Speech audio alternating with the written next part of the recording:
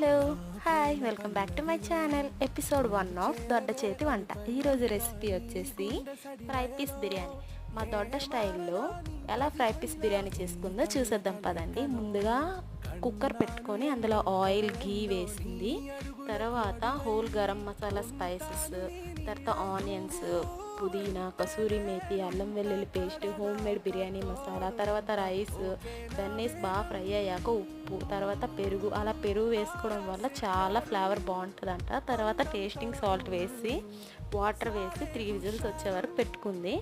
తర్వాత మనం ముందుగా మ్యారినేషన్ చేసుకున్న చికెన్ని ఫ్రై చేసుకోవాలి. ఇది నేను ఫుల్ వీడియో పెడతాను, ఇందులో ఏమేమి మసాలా ఇవన్నీ యూస్ చేసిందో ఒకసారి చూసేయండి. తర్వాత ఫ్రై చేసుకున్న చికెన్ని రైస్లో వేసి కొంచెం ఇంకో 5 మినిట్స్ దమ్ పెట్టుకుంటే టేస్టీగా ఫ్రై పీస్ బిర్యానీ రెడీ అయిపోతుంది. ఈ వీడియో నచ్చితే ఒక లైక్ ఇవ్వండి. బిర్యానీ ఎలా అనిపించిందో కామెంట్ చేయండి.